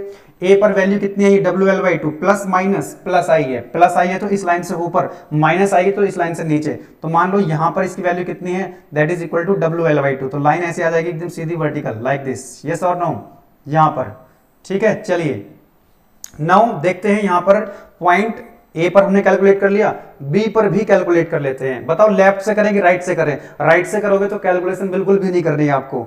राइट से जब सॉल्व करोगे, देखो मैं राइट से कर देता हूं, लेफ्ट से भी करके दिखाऊंगा अभी आपको। राइट हैंड साइड से, है ना, right hand side, from right hand side लिख देता हूं यहां पर, from right hand side. Right hand side के जो साइन कन्वेंशन है वो क्या हो जाते हैं, इसके अपोजिट हो जाते हैं। जो साइन कन्वेंशन आपने लेफ्ट के लिए यूज करें वो उल्टे हो जाएंगे। ऊपर की तरफ फोर्स कैसा हो जाएगा, लेफ्ट में कैसा था, प्लस, तो राइट से कैसा हो जाएगा, माइनस, डाउनवर्ड डायरेक्शन में कैसा था, माइनस, तो ये क्या हो जाएगा, प्लस। अब हम इसको राइट हैंड साइड से देख रहे हैं ना, तो राइट हैंड साइड में ये फोर्स ऊपर की तरफ है, तो ऊपर की तरफ क्या हो जाएगा, माइनस। तो यहां पर बी पॉइंट पर जो शेयर फोर्स होगा, एफ का मतलब शेयर फोर्स, बी का मतलब पॉइंट बी पर कितना हो जाएगा, माइनस के, कितना है माइनस, WL/2। बोलो ये और नो, WL/2 माइनस, तो प्लस इसके ऊपर था तो माइनस इसके नीचे आएगा, कितना है माइनस में, WL/2। तो ये लाइन ऐसी नीचे की तरफ आ जाएगी, ये ऊपर की तरफ गई क्योंकि प्लस था, प्लस WL/2 माइनस WL/2 नीचे आ जाएगी। अब इनको क्या करोगे, आप मिला दोगे, इनको आप मिला दीजिए इस तरह से, तो बन गया आपका SFD तैयार हो चुका है। शेयर फोर्स डायग्राम बन करके आपका तैयार हो चुका है। पॉइंट सी पर जो शेयर फोर्स की वैल्यू है वो कितनी आएगी, 0 आएगी। अरे यार यहाँ पर शेयर फोर्स की वैल्यू कितनी है, 0 है। पॉइंट सी पर शेयर फोर्स की वैल्यू कितनी है, 0। तो आपका जो दो ट्रायंगल यहां पर बन गए, एक पॉजिटिव साइड और एक नेगेटिव साइड। भाई इधर WL/2, इधर भी WL/2, इधर माइनस में, इधर प्लस, एक तरफ प्लस है एक तरफ माइनस है, तो कहीं जीरो भी तो आएगा, कहीं जीरो भी तो आएगा। तो पॉइंट सी मिड में क्या आएगा, 0 आएगा, है ना। दूसरी चीज, अब हम ये कैलकुलेट, ये फील अगर देखिए जरूरत नहीं है आपको, यहां पर आपको अगर पता है तो लाइन आप बना दीजिए। अच्छा ये लाइन कैसी आएगी, क्योंकि ये UDL लगा हुआ है, तो UDL अगर लगा हुआ है तो ये जो SFD आप बनाओगे तो ये इंक्लाइन लाइन आएगी, यस और no. y equal to mx वाली लाइन आएगी, एक स्ट्रेट लाइन होगी और कैसी होगी, इनक्लाइंड। एक टेबल मैंने आपको बना रखी है, एक टेबल बना करके आपको दे रखी है, जो मैं बता रहा हूँ ना बार बार, 3 आवर्स का जो हमारा एक लेक्चर है उसमें मैंने टेबल बना रखी है कि पॉइंट लोड है तो SFD कैसा बनेगा, UDL है तो SFD कैसा बनेगा, BMD कैसा बनेगा, ये सारी चीजें मैंने बताई हुई हैं। तो ये x की पावर 1 को क्या करेगा, फॉलो करेगा। लीनियर वेरिएशन यहाँ पर आपको देखने के लिए मिलेगा। चलिए अब आप चाहते हैं कि सी पॉइंट पर हमको ये फील आ जाए कि ये 0 कैसे आ रही है वैल्यू, तो कैलकुलेट कर लेते हैं, कोई दिक्कत वाली बात नहीं है। फ्रॉम लेफ्ट हैंड साइड या right hand side, from left से कर लेते हैं, from left hand side. Point C की हम बात कर रहे हैं, पॉइंट सी की हम बात कर रहे हैं, तो पॉइंट सी के लेफ्ट में देखो कितने फोर्स हैं। एक तो ये वाला फोर्स है WL/2, लेफ्ट से सॉल्व कर रहे हो तो WL/2 ऊपर की तरफ है तो प्लस आएगा। नाउ अब इसके सी के लेफ्ट में ये तो हमने कंसिडर कर लिया, अब ये क्या बच गया आपका UDL बच गया ना। इस UDL ए और सी के बीच का UDL कितना होगा, that is W into L/2। बोलो यस और नो। भाई ये लेंथ कितनी है ए और सी के बीच की, L/2, और लोड कितना है W, तो WL/2। बोलो यस और नो। तो WL/2। अच्छा ये देखो लेफ्ट से जा रहे हैं ना, तो ये तो UDL नीचे की तरफ लगा हुआ है ना, तो क्या हो जाएगा माइनस, तो माइनस के WL/2। पॉइंट सी पर जो शेयर फोर्स की वैल्यू आ जाएगी वो कितनी आ जाएगी, देखो WL/2 plus minus WL/2 that is equal to 0। कोई दिक्कत वाली बात नहीं है। तो देखो यहाँ पर कितने आ गई, 0 आ गई। इसी चीज को अगर आप राइट हैंड साइड से देखना चाहो तो वो भी मैं दिखा देता हूँ आपको। पॉइंट सी पर अगर आप शेयर फोर्स कैलकुलेट करना चाह रहे हो कहाँ से, फ्रॉम राइट हैंड साइड, तो from right hand side C point पर शेयर फोर्स कितना होगा, देखो राइट हैंड साइड में यहां पर आप देखो ये WL/2 है, इधर की तरफ नीचे लगेगा और एक ऊपर की तरफ लगा हुआ है। राइट से अगर सॉल्व कर रहे हो तो ये कितना आएगा, माइनस क्या आएगा WL/2। बोलो यस और नो। ऊपर की तरफ माइनस, नीचे की तरफ प्लस, तो कितना हो जाएगा प्लस WL/2, तो फिर कितना आ जाएगा 0 आ जाएगा। तो इस तरह से आप राइट से सॉल्व करें, लेफ्ट से सॉल्व करें, कोई दिक्कत वाली बात नहीं है। तो इस तरह से आप SFD बना सकते हैं। मुझे समय इसलिए लगा क्योंकि मैंने कई सारे कॉन्सेप्ट्स आपको और अलग से बता दिया। आपका तो काम है कि आप किसी भी तरीके से इसको ड्रॉ कर लें। नाउ बनाते हैं इसका बेंडिंग मोमेंट कैलकुलेशन। चलिए बेंडिंग मोमेंट के लिए इस तरह से हम एक लाइन यहां पर बना देते हैं लाइक दिस, ठीक है। ये पॉइंट है आपका B, ये पॉइंट आपका C है और ये है आपका A पॉइंट। चलो पॉइंट A पर याद रखना जो मैंने आपको बेसिक्स बताए हैं SFD BMD के, मैंने बताया था आपको कि आपके पास जो सपोर्ट्स होती हैं वो 3 टाइप की होती हैं ना। एक तो होती है सिंपल सपोर्ट के अंदर आ जाती है आपकी हिंज सपोर्ट और रोलर सपोर्ट। एक होती है आपकी क्या, फिक्स सपोर्ट। बताया था मैंने आपको जो हिंज सपोर्ट होती है वहां पर मोमेंट कितना होता है 0, रोलर सपोर्ट में मोमेंट कितना होता है 0। यहां पर जो फिक्स सपोर्ट होती है जो मोमेंट होता है यहां पर वो क्या होता है, नॉन जीरो होता है, ठीक है। तो यहां पर सपोर्ट कौन सी है, एक हिंज सपोर्ट है और एक रोलर सपोर्ट है। तो हिंज सपोर्ट रोलर सपोर्ट में मोमेंट कितना हो जाता है, 0 हो जाता है। तो कोई दिक्कत वाली बात नहीं है। अगर सिंपल सपोर्ट का कोई केस है तो मोमेंट की वैल्यू हमेशा कितनी होगी, 0 होगी। तो यहां पर बताओ A पॉइंट पर कितना लिख दूं 0। A पॉइंट पर सिंपल सपोर्ट है, B पॉइंट पर भी क्या है, सिंपल सपोर्ट है यानी कि रोलर सपोर्ट है। तो यहां पर हम B पॉइंट पर भी क्या लिख सकते हैं, direct, that is equal to 0। Moment हमेशा 0 होता है सिंपल सपोर्ट अगर है तो। सिंपल सपोर्ट का मतलब आइदर रोलर सपोर्ट और हिंज सपोर्ट। तो दो यहां पर आगे कितना 0, A पर मोमेंट 0, B पर मोमेंट 0, ठीक है। एक पॉइंट बच गया आपका सी पॉइंट पर कैलकुलेट कर लेते हैं। बताओ इसको लेफ्ट से करें कि राइट से करें, एक ही बात है, सेम ही आंसर आएगा। मैं लेफ्ट से कर लेता हूं, ठीक है। फ्रॉम लेफ्ट हैंड साइड, तो लेफ्ट हैंड साइड से मैं इसको सॉल्व करूंगा। पॉइंट सी पर हम मोमेंट कैलकुलेट करना चाह रहे हैं। तो पॉइंट सी के लेफ्ट में कितने फोर्स आपको दिखाई दे रहे हैं, एक तो आपका WL/2 है। अब ये WL/2 क्या है, क्लॉकवाइज यानी कि सैगिंग वाला केस है। हॉगिंग और सैगिंग दो चीजें मैंने आपको बताई थी, अगर सैगिंग है तो प्लस और हॉगिंग है तो माइनस। फोर्स अगर ऐसे लग रहे हैं तो प्लस, तो कितना आ जाएगा WL/2। एक तो लोड हो गया आपका, रिएक्शन होगी WL/2। इस WL/2 का आपको मोमेंट लिखना है किस पॉइंट के अबाउट, C पॉइंट के अबाउट। तो पॉइंट C तक कितनी डिस्टेंस है, दैट इज L/2। तो मल्टीप्लाई करेंगे L/2 से, राइट। एक और यहां पर आप फोर्स देख रहे हैं, दैट इज UDL। A और C के बीच में UDL लगा हुआ है। तो ये UDL कितना था, ये UDL कितना था बताना जरा, that is equal to WL/2। ये WL/2 है, ये भी WL/2 है, तभी तो जाकर के WL बन गया यहां पर। तो यहां पर मैं दिखा देता हूं इसको WL/2। A और C के बीच में जो UDL है दैट इज WL/2। तो यहां पर ये डिस्टेंस कितनी हो जाएगी, L/4। ये डिस्टेंस भी कितनी हो जाएगी, L/4। बताइए कोई दिक्कत वाली बात नहीं है। अब इस WL/2 का मोमेंट आप लिखेंगे पॉइंट C के अबाउट, तो डिस्टेंस कितनी है, L/4। अच्छा ये हॉगिंग वाला केस है कि सैगिंग वाला, तो नीचे की तरफ है ना, तो हॉगिंग वाला केस, तो माइनस आ जाएगा, माइनस WL/2 तो हो गया लोड। इसका मोमेंट लिखना है C पॉइंट के अबाउट, तो लेंथ कितनी है इस लोड की C पॉइंट तक, that is equal to L/4। इसको सॉल्व करेंगे, ये हो जाएगा आपका WL²/4 माइनस WL²/8। तो बताओ जरा C पॉइंट पर कितना मोमेंट आ चुका है, that is coming out WL²/8। बहुत ही शानदार, बहुत ही जबरदस्त। बना दो, बन गया आपका डायग्राम, आपका डायग्राम बन चुका है। ए पॉइंट पर 0 था मोमेंट, बी पॉइंट पर 0 था, सी पॉइंट पर WL²/8। यहां पर कैसी लाइन आई थी? यूडीएल के लिए एसएफडी में इंक्लाइन लाइन आती है और बीएमडी में पैराबोलिक वेरिएशन आता है, ठीक है, एक ऑर्डर बढ़ जाता है। तो यहां पर आपका ये डायग्राम कुछ इस तरह से बनेगा। देखो बी पर 0, ए पर 0, पैराबोलिक वेरिएशन, पॉइंट सी पर कितना आ जाएगा? पॉइंट सी पर कितना आ गया यहां पर? दैट इज WL²/8 आ चुका है। कितना आ चुका है? WL²/8। और क्या पूछा गया था आपसे क्वेश्चन के अंदर? क्वेश्चन के अंदर देखो क्या पूछा था आपसे, एसएफडी बीएमडी बनाना था, ठीक है, और पूछा गया था आपसे मैक्सिमम बेंडिंग मोमेंट क्या होता है, मैक्सिमम बेंडिंग मोमेंट कितना होगा यहाँ पर, what is the value of maximum bending moment. ध्यान दो जरा, यहाँ पर 0 है बेंडिंग मोमेंट, बढ़ रहा है, इंक्रीज हो रहा है, इंक्रीज हो रहा है, यहाँ पर फिर डिक्रीज होने लग गया, फिर आकर के 0 हो गया, है ना। 0 से बढ़ता बढ़ता यहाँ पर आकर के क्या हो गया? मैक्सिमम। ध्यान देना, एक और पॉइंट यहाँ पर याद रखें कि पॉइंट यहाँ पर क्या हो रहा है? बेंडिंग मोमेंट मैक्सिमम हो रही है, और शियर फोर्स की वैल्यू कितनी है पॉइंट सी पर? That is equal to 0।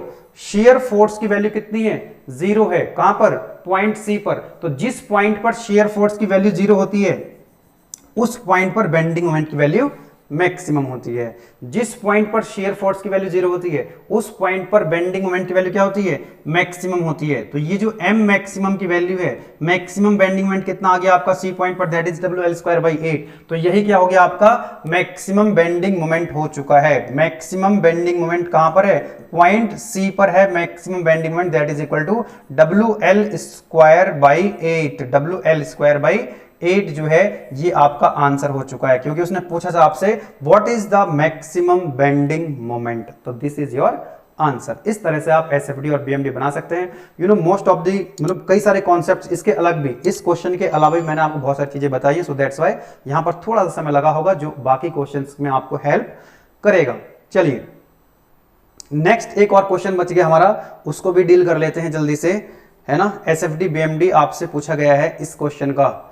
This is your SFD BMD बनाना है इसके लिए, ठीक है। तो इसके लिए भी बना लेते हैं एसएफडी बीएमडी। चलिए इस क्वेश्चन को मैं कॉपी कर लेता हूं आगे और बना लेते हैं इसका जल्दी से एसएफडी बीएमडी। अरे रुक जा भाई, हाँ जी चलो, है ना। तो इस डायग्राम को जरा देखो, मैं आगे बना लूंगा इसको भी। ये भी सिंपल सपोर्टेड बीम है, यहाँ पर एक हिंज सपोर्ट लगी हुई है और यहाँ पर क्या लगी हुई है? Roller support. तो आपके दिमाग में एक बात चल गई होगी कि यहाँ पर बेंडिंग मोमेंट कितना हो जाएगा जब डायग्राम बनाएंगे। ए पॉइंट पर बेंडिंग मोमेंट 0 और डी पॉइंट पर भी बेंडिंग मोमेंट कितना हो जाएगा? 0। तो क्या कह रहा है क्वेश्चन के अंदर कि भाई एक सिंपल सपोर्टेड बीम है, ये ए पॉइंट यहाँ पर है, एक हिंज सपोर्ट लगी हुई है, ये पॉइंट डी है, यहाँ पर एक रोलर सपोर्ट लगी हुई है, ए और बी के बीच की डिस्टेंस 3 मीटर है और यहां पर 3 मीटर तक एक यूडीएल लगा हुआ है, एक यूडीएल लगा हुआ है, 20 किलो न्यूटन पर मीटर उस लोड की इंटेंसिटी दे रखी है। बी और सी के बीच की डिस्टेंस 1.5 मीटर है और सी पर एक पॉइंट लोड लगा हुआ है जिसका मैग्नीट्यूड आपको दे रखा है कितना? 50 किलो न्यूटन, ठीक है। पॉइंट सी और डी के बीच की डिस्टेंस कितनी है? 1 मीटर है। तो इसको मैं यहां पर बना लेता हूं सिंपल सपोर्टेड बीम को, ठीक है। और जल्दी से इसका डायग्राम बनाते हैं। यहां से भी आपको बहुत सारे कॉन्सेप्ट्स आपको देखने के लिए मिलेंगे जो कि बाकी क्वेश्चंस को भी, इस तरह का क्वेश्चन जो भी आएगा वो आप इजीली सॉल्व कर पाएंगे। चलिए ठीक है। तो यहाँ पर एक हिंज सपोर्ट लगी हुई है, यहाँ पर एक हिंज सपोर्ट लगी हुई है और यहाँ पर एक रोलर सपोर्ट लगी हुई है। यहाँ पर क्या लगी हुई है? एक रोलर सपोर्ट लगी हुई है। यहाँ पर लगा हुआ है एक यूडीएल, यहाँ पर लगा हुआ है एक यूडीएल, इस तरह से भी दिखा सकते हैं, है ना। देखो यूडीएल को हम ऐसे दिखाते हैं, यूडीएल को हम ऐसे दिखाते हैं लाइक दिस, है ना। एक तरीका तो ये हो गया, या फिर दूसरा तरीका आप ऐसे भी दिखा सकते हैं, यू नो रेक्टेंगल से भी दिखा सकते हैं लाइक दिस। 3 मीटर तक एक यूडीएल लगा हुआ है, तो यहाँ पर आप इस तरह से भी इसको शो कर सकते हैं जैसा कि आप डायग्राम में देख पा रहे हो। इस तरह से आप इसको बना सकते हो। रेक्टेंगल से इसको हम क्या करते हैं? रिप्रेजेंट करते हैं, ठीक। चलिए इसको उन्होंने बोला पॉइंट ए, ठीक, इसको बोला पॉइंट बी, ये पॉइंट सी यहाँ पर कहीं है, ठीक है, पॉइंट सी, और ये हो गया आपका पॉइंट डी। इस लोड की जो इंटेंसिटी है वो आपको दे रखी है कितनी? 20 kilo newton per metre, 20 kilo newton per metre, ठीक है। पॉइंट सी पर भी एक लोड लगा हुआ है, पॉइंट लोड यहाँ पर लगा हुआ है जिसका मैग्नीट्यूड आपको दिया हुआ है कितना? 50 किलो न्यूटन। अब ये डिस्टेंस देख लेते हैं, ये डिस्टेंस आपको दे रखी है कितनी? ये डिस्टेंस आपको दे रखी है 3 मीटर, 3 मीटर तक क्या लगा हुआ है, यूडीएल लगा हुआ है। बी और सी के बीच की डिस्टेंस आपको दे रखी है 1.5 मीटर और सी डी के बीच की डिस्टेंस, बी सी की 1.5 मीटर, सी डी के बीच की डिस्टेंस आपको दे रखी है 1 मीटर।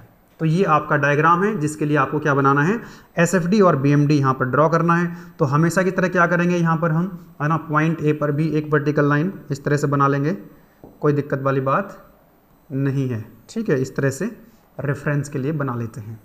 स्केल का यूज़ करके आप एक थिन लाइन यहाँ पर ड्रॉ कर लें इस तरह से। चलिए बनाते हैं क्या इसका, shear force diagram and bending moment diagram. ये अगेन क्या है, सिंपल सपोर्टेड बीम है। अगेन क्या है, ये सिंपल सपोर्टेड बीम है। इसको इधर से सॉल्व करोगे तो यहाँ पर एक रिएक्शन आएगी, राइट से सॉल्व करोगे तब भी एक रिएक्शन आएगी। तो रिएक्शंस पहले हमको क्या करनी है, फाइंड आउट करनी होती है। किस केस में, सिंपल सपोर्टेड केस में। तो जल्दी से रिएक्शंस को फाइंड आउट करें। इसके पहले भी हमने फाइंड आउट करी थी, तो क्या कर लेंगे, यहाँ पर 2 सपोर्ट होती है, किसी भी एक सपोर्ट पर आप क्या करें, मोमेंट को 0 करें। तो मैं पॉइंट ए पर कर रहा हूँ, पॉइंट डी पर भी कर लीजिए, कोई दिक्कत वाली बात नहीं है, एक ही आंसर आता है। तो algebraic sum of moment about point A must be equal to 0। तो पॉइंट ए पर यहाँ पर क्या आएगी, एक रिएक्शन दिखा देता हूँ पहले, यहाँ पर दिखा देता हूँ एक रिएक्शन, क्योंकि हॉरिजॉन्टल लोड कोई नहीं है तो यहाँ पर एक वर्टिकल रिएक्शन आ जाएगी आर ए, और इसी तरह से यहाँ पर एक वर्टिकल रिएक्शन आ जाएगी क्या, आर डी। चलो अब इस मोमेंट, इस पॉइंट ए के अबाउट मेरे को क्या लेना है, मोमेंट लेना है। तो आर ए का कोई मोमेंट नहीं आएगा, इसको जरा पॉइंट लोड में कन्वर्ट कर लो। टोटल लोड कितना आ जाएगा, टोटल लोड कितना आ जाएगा, इस रेक्टेंगल का भी देखा था हमने, लोड इनटू लेंथ। तो लोड कितना है, दैट इज 20 और लेंथ कितनी है 3, तो ये कितना हो जाएगा आपका 60 किलो न्यूटन। ये किलो न्यूटन पर मीटर है, ये मीटर है, और ये कहां पर एक्ट करेगा, इसके मिड में एक्ट करेगा। तो मान लीजिए इसका ये मिड है और ये कितना हो गया आपका 60 किलो न्यूटन, ठीक है। इसको रफ कर देते हैं 60 किलो न्यूटन। इस यूडीएल को मैंने पॉइंट लोड में कन्वर्ट कर लिया, ठीक। चलिए तो अब हमने मोमेंट लिखना है पॉइंट ए के अबाउट, तो इसका तो होगा नहीं, आर ए का इसी पॉइंट से हो रहा है, इसी पॉइंट से इसका लाइन ऑफ एक्शन जा रहा है। तो 60 का कितना होगा, क्लॉकवाइज बताया था मैंने, क्लॉकवाइज है तो पॉजिटिव, एंटी क्लॉकवाइज है तो नेगेटिव लेंगे, ठीक है।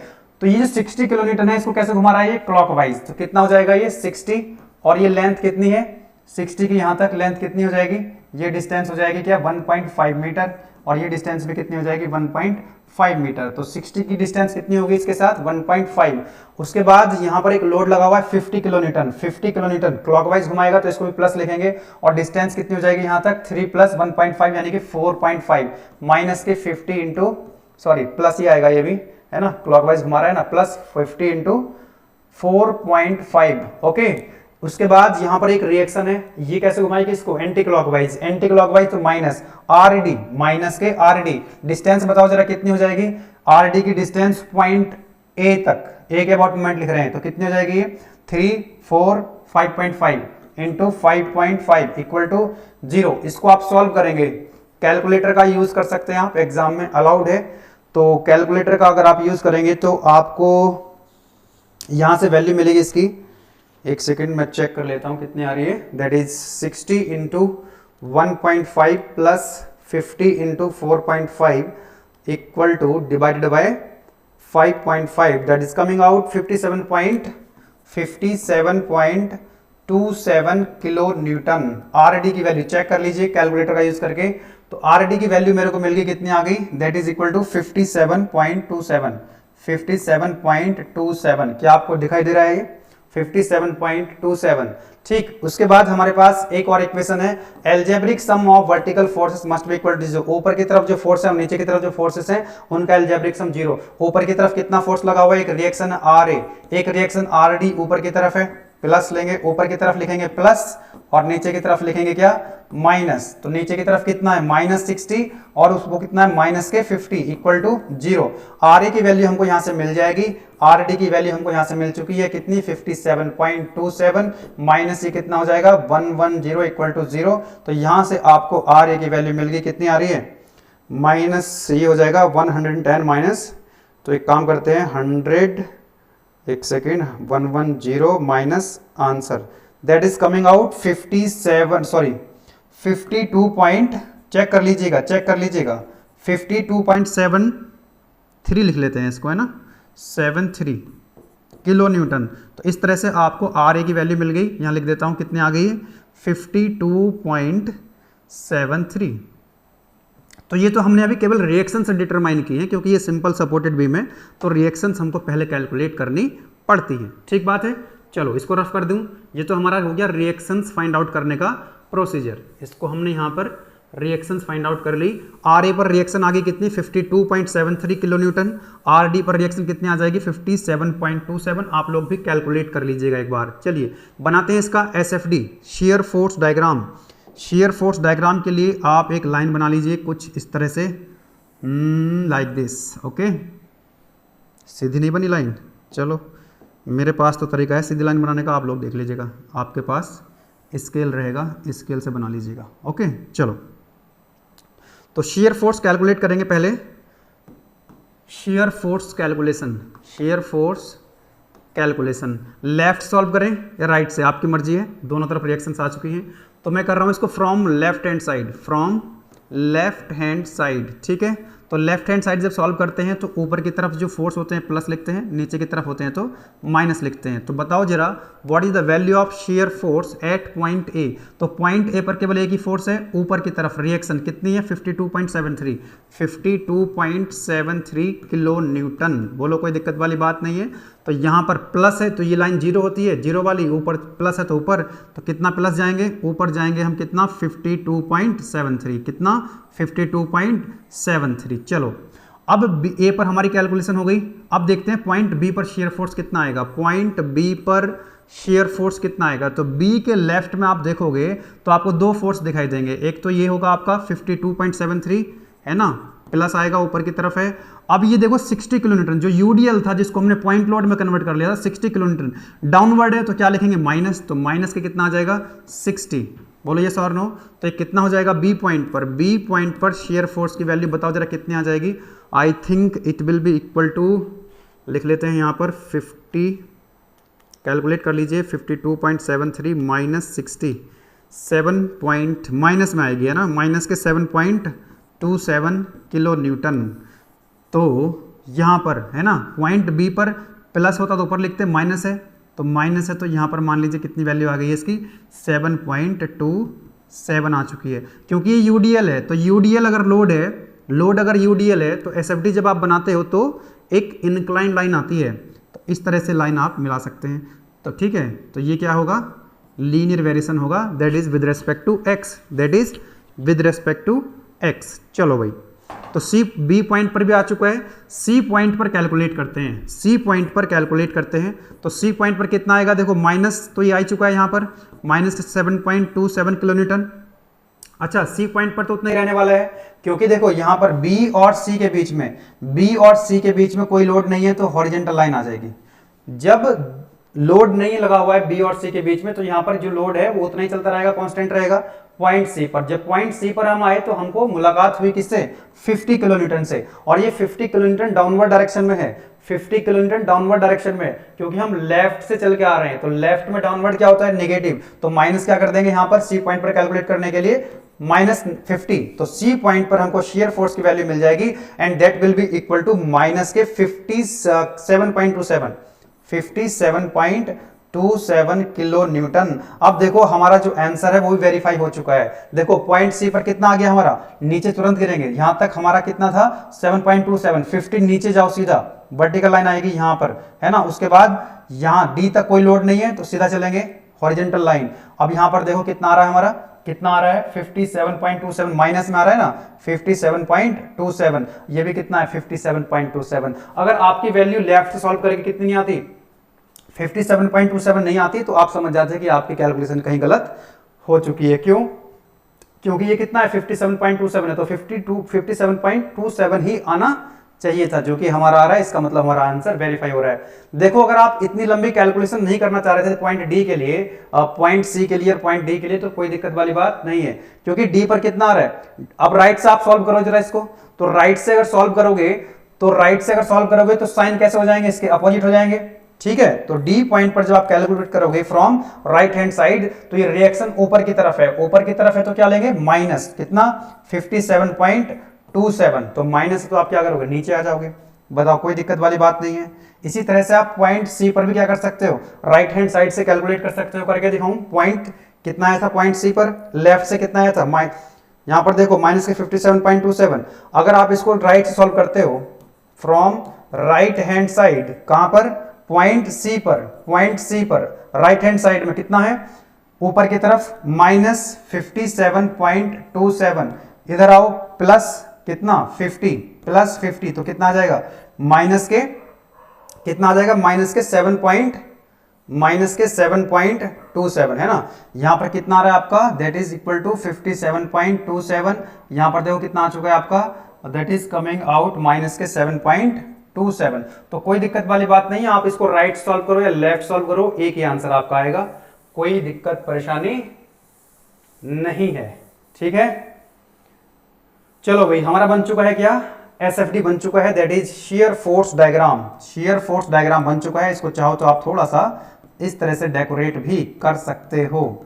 तो बताओ जरा, शियर फोर्स की वैल्यू किस पॉइंट पर जीरो आ रही है, what where you know at which point the shear force is equal to zero. Diagram को देखो जरा, शियर फोर्स डायग्राम, इस पॉइंट को अगर आप देखेंगे तो यहां पर जो शियर फोर्स की वैल्यू जीरो है, तो बताया था इसके पहले वाले क्वेश्चन में, जिस पॉइंट पर शियर फोर्स की वैल्यू जीरो होती है उस पॉइंट पर बेंडिंग मोमेंट मैक्सिमम होता है। तो इस पॉइंट पर बेंडिंग मोमेंट क्या आने वाला है आपका, मैक्सिमम आने वाला है, कोई दिक्कत वाली बात नहीं है। चलो चलो चलो चलो, इसको नीचे रहने देते हैं, अभी करते हैं bending moment calculation. Bending moment calculation, देखिए इसमें इसलिए समय लग रहा है मुझे क्योंकि मैं इसमें अलग अलग तरीके से आपको चीज़ें बता रहा हूँ यहाँ पर, ठीक है। जब आप सीख जाएंगे तो आपको तो एक ही तरीके से सॉल्व करना है, तो आप विद इन 4 से 5 मिनट में ये डायग्राम बना सकते हैं। अगर मैं खुद से इस डायग्राम को बनाऊँ, समझाना ना पड़े, तो I will draw this diagram with in 2 to 3 minutes, right. चलिए, तो बेंडिंग मोमेंट कैलकुलेशन करते हैं। तो बेंडिंग मोमेंट, क्योंकि ये क्या बताया मैंने आपको, सिंपल सपोर्ट है, ये भी सिंपल सपोर्ट है, रोलर सपोर्ट यानी कि सिंपल सपोर्ट, हिंज सपोर्ट यानी कि सिंपल सपोर्ट। सिंपल सपोर्ट पर मोमेंट कितना होता है हमेशा जीरो, तो पॉइंट ए पर कितना हो जाएगा मोमेंट जीरो, पॉइंट डी पर, ए पर सपोर्ट है तो ए पर जीरो, डी पर भी सपोर्ट है तो वहाँ भी कितना हो जाएगा, जीरो हो जाएगा, क्योंकि ये सिंपल सपोर्ट है। नाउ पॉइंट बी और सी पर कैलकुलेट कर लेते हैं। तो मुझे लगता है कि अगर हम राइट हैंड साइड से इसको सॉल्व करें तो ज़्यादा सिंपल रहेगा, है ना। इधर से हमको यूडीएल वगैरह कैलकुलेट करने पड़ेंगे, आंसर वही आना है। तो हम राइट से सॉल्व कर लेते हैं, from right hand side, from right hand side, क्योंकि शॉर्ट हो जाएगा उधर से हमारा क्वेश्चन। तो राइट हैंड साइड से डी पर हम कैलकुलेट ऑलरेडी कर चुके हैं, सी पर कैलकुलेट करना है, पॉइंट सी पर। तो जब पॉइंट सी पर आप मोमेंट लिखोगे राइट हैंड साइड में, तो कितना फोर्स है, केवल एक ही रिएक्शन है, केवल एक ही, इसका तो मोमेंट आएगा नहीं क्योंकि इसी से पास हो रहा है, ये तो 50 किलो न्यूटन, केवल एक ही फोर्स बचा, रिएक्शन बची केवल 57.27, और ये ऐसे लगा हुआ है, तो यानी कि सैगिंग वाला, दो तरह की, दो बताया था मैंने, सैगिंग और हॉगिंग।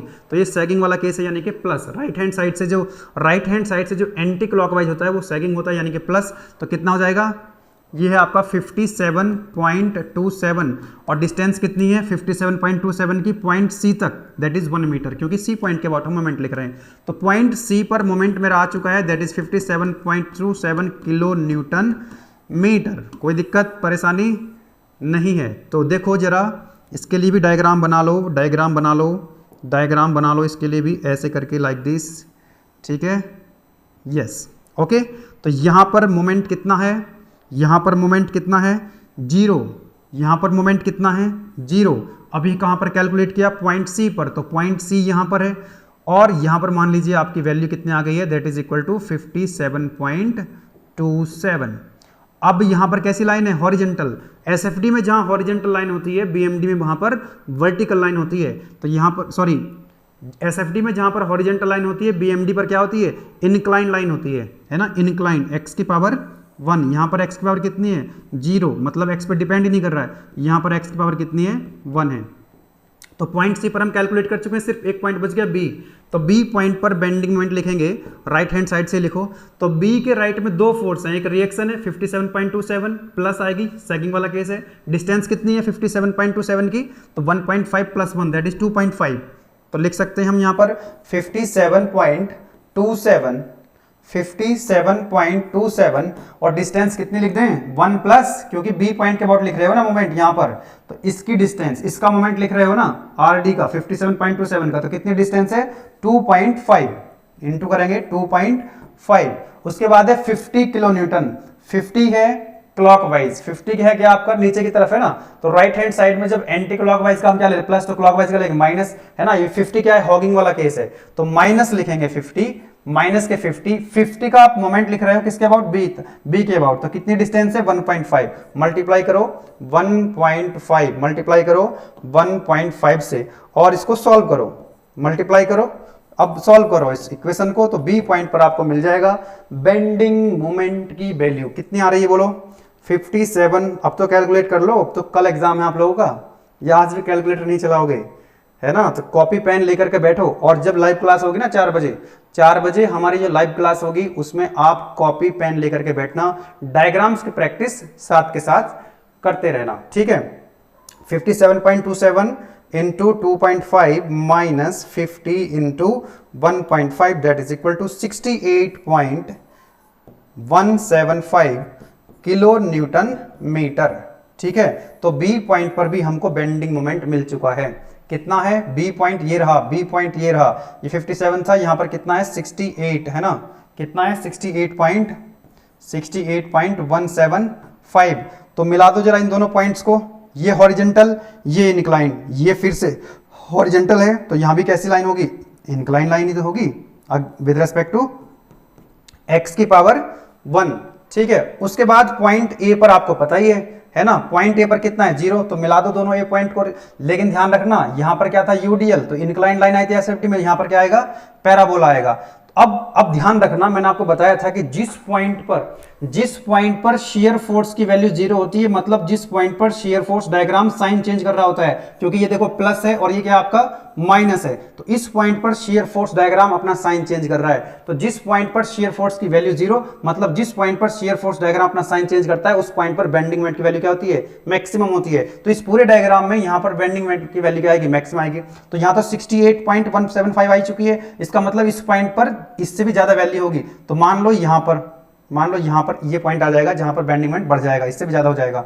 लाइन ये यूडीएल है, एसएफडी में इंक्लाइन लाइन है ना, तो यहां पर क्या आएगा पैराबोला आएगा, यहां पर क्या आएगा पैराबोलिक वेरिएशन आएगा, और कुछ इस तरह से होगा, ठीक है, क्योंकि इस पॉइंट पर क्या आएगी वैल्यू मैक्सिमम आएगी। तो ये हो जाएगा आपका मैक्सिमम बेंडिंग मोमेंट, है ना, ये क्या हो जाएगा आपका मैक्सिमम बेंडिंग मोमेंट है। ये बता रहा हूं आपको मैं, एग्जाम में नहीं पूछा गया है लेकिन पूछ सकता है कभी, नेक्स्ट टाइम जो क्वेश्चन आएगा, इस बार जो क्वेश्चन आएगा जो आपका एग्जाम होने वाला 3 तारीख को, तो हो सकता है मैक्सिमम बेंडिंग मोमेंट की वैल्यू भी कैलकुलेट करा ले। मैक्सिमम बेंडिंग मोमेंट की वैल्यू, ये तो आपका काम पूरा हो चुका है, ये एसएफडी बीएमडी आपका बन चुका है, ये आपका बन चुका है यहाँ पर SFD, this is your shear force diagram and this is your bending moment diagram, complete हो चुका है आपका, इतना ही करना था।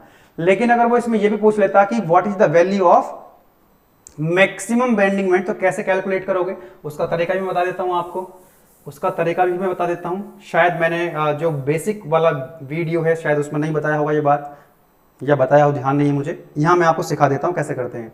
आपको ये बात पता है कि ये जो शियर फोर्स की वैल्यू 0 है, वहीं पर क्या होगा बेंडिंग मोमेंट मैक्सिमम होगा। तो पहले हमको ये लोकेशन पता करनी पड़ती है, यहां से हमको ये डिस्टेंस कैलकुलेट करनी पड़ेगी। तो ये तो 100% हम श्योर हैं कि यहां पर जो शियर फोर्स 0 हो रहा है वो ए और बी के बीच में हो रहा है, ए और बी के बीच में क्या हो रहा है, शियर फोर्स की वैल्यू 0 हो रही है, बोलो यस और नो।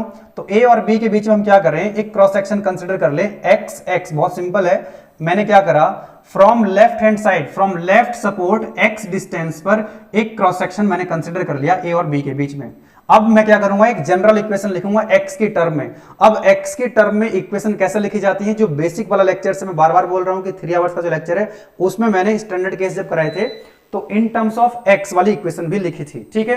तो मैं यहां लिखूंगा एक्स पर शियर फोर्स की इक्वेशन मैं लिखूंगा, है ना। लेफ्ट हैंड साइड से मैंने क्रॉस सेक्शन कंसीडर किया है, तो इस लेफ्ट में देखो जरा फोर्स कितने हैं। ये जो क्रॉस सेक्शन मैंने कंसीडर किया है, आप बता सकते हो कि लेफ्ट में कितने फोर्स हैं, 2 फोर्स मुझे दिखाई दे रहे हैं। एक तो ये रिएक्शन है ऊपर की तरफ, तो क्या होगा प्लस होगा, है ना, कितना है 52.73, ओके। नाउ उसके बाद इसके लेफ्ट में आप देखो, इसके लेफ्ट में जब आप देखोगे तो यहां पर एक यूडीएल लगा हुआ है, बोलो यस और नो। यूडीएल कितना है माइनस के 20, मतलब 20 नीचे की तरफ, तो इसलिए माइनस लिख रहा हूं। अब हमको तो ये वाला यूडीएल चाहिए ना इतना, तो इस यूडीएल को कैसे कैलकुलेट करोगे, height into base, height into length, यानी कि लोड की इंटेंसिटी कितनी है 20 और ये लेंथ कितनी है, this is equal to X, तो मल्टीप्लाई करेंगे किससे, एक्स से। ये क्या होगी आपकी इक्वेशन, ये होगी आपकी शियर फोर्स की, ये एक्स एक्स के अबाउट, दोबारा लिख देता हूं यहां पर, एक्स एक्स पर shear फोर्स कितना होगा लेफ्ट हैंड साइड में, कितना होगा 52 प्लस 52.73, ये तो हो गया आपका ये वाला रिएक्शन।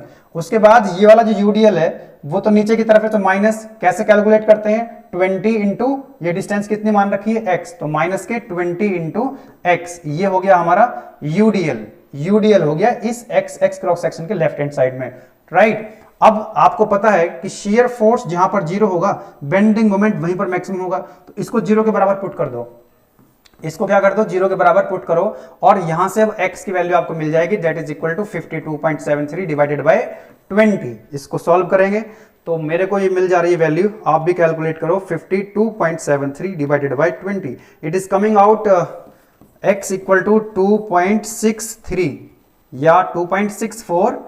ये डिस्टेंस किस में, मीटर में है तो मीटर में आएगी, है ना। x की वैल्यू आ गई कितनी 6.24। ये जो x हमने कैलकुलेट किया है, ये जो x हमने कैलकुलेट किया है ये आ चुका है मेरे पास x इक्वल टू 2.64, मतलब ये हुआ, ये टोटल डिस्टेंस कितनी थी 3 मीटर। तो x से फिर यहां से जो सपोर्ट a है, पॉइंट a है, पॉइंट a से x इक्वल टू कितना आ रहा है 2.64। 2.64 के डिस्टेंस पर shear फोर्स की वैल्यू कितनी हो रही है, जीरो हो रही है, तो 2.64 पर क्या हो जाएगा, बेंडिंग मोमेंट आपका मैक्सिमम हो जाएगा। इस पॉइंट पर क्या हो जाएगा आपका बेंडिंग मोमेंट मैक्सिमम होने वाला है। तो यहां पर हमको 2.64 पर हमको मैक्सिमम बेंडिंग मोमेंट कैलकुलेट करना है, वही क्या हो जाएगा हमारा मैक्सिमम बेंडिंग मोमेंट। तो लिखो जरा यहां पर इसके अबाउट क्या लिखेंगे, जैसे x x के अबाउट हमने in terms of x shear force की इक्वेशन लिखी है, इसी तरह से हम बेंडिंग मोमेंट की इक्वेशन भी लिखेंगे। किसकी इक्वेशन लिखेंगे, बेंडिंग मोमेंट की, तो लिखेंगे mxx, ठीक है। लेफ्ट हैंड साइड से कितने फोर्स हैं, दो हैं, एक तो यूडीएल और एक ही रिएक्शन, रिएक्शन ऊपर की तरफ है तो सैगिंग यानी कि प्लस 52.73। अब इसका मोमेंट लिख रहे हैं किसके अबाउट, x x के अबाउट, तो डिस्टेंस कितनी है ये, दिस डिस्टेंस इज x, कितनी मान रखी है, x डिस्टेंस मान रखी है। यूडीएल कितना था, दैट इज 20 इंटू एक्स, तो ये तो 20 इंटू एक्स क्या है आपका यूडीएल है। इस यूडीएल 20 इंटू एक्स कहां पर आएगा, ये x है तो यहां पर कहीं आएगा कितना 20 इंटू एक्स, ये डिस्टेंस कितनी है x x तक, that is equal to x by 2। तो 20x का जब आप मोमेंट लिखोगे x x के अबाउट तो मल्टीप्लाई करोगे किससे, x बाई 2 से। ये बात समझ में आती है क्या। तो ये होगी आपकी मतलब बेंडिंग मोमेंट की general equation in terms of x। अब ये जो x की वैल्यू है, ये वैल्यू आप यहां पर पुट कर दीजिए तो क्या मिल जाएगा आपको, मैक्सिमम बेंडिंग मोमेंट मिल जाएगा।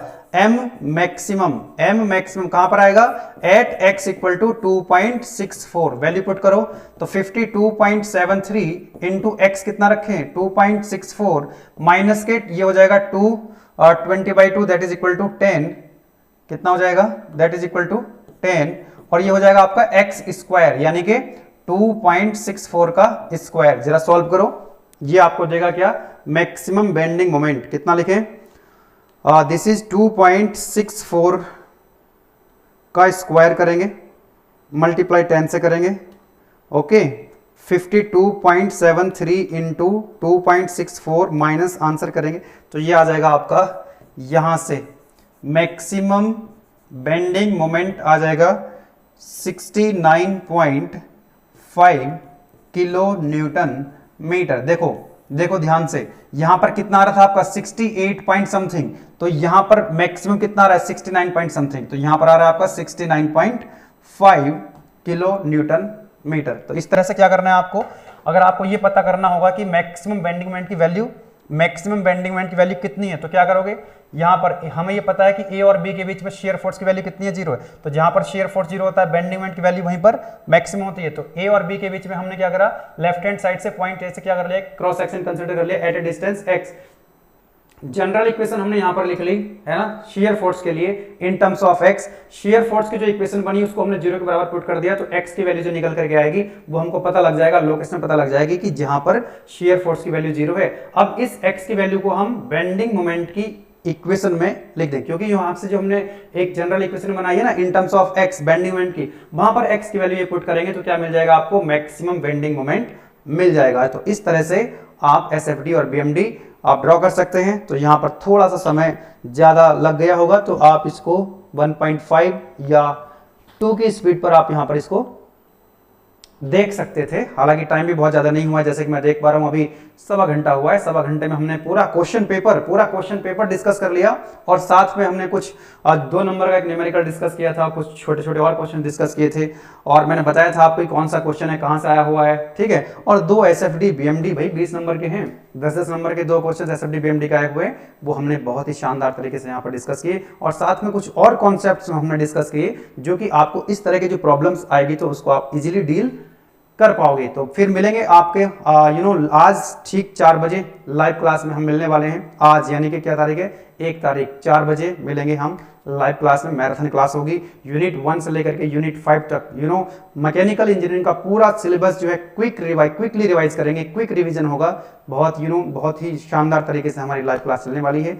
चलिए फिर मिलते हैं एट 4 PM। तब तक आप पढ़ाई करते रहिए। Thank you, best of luck.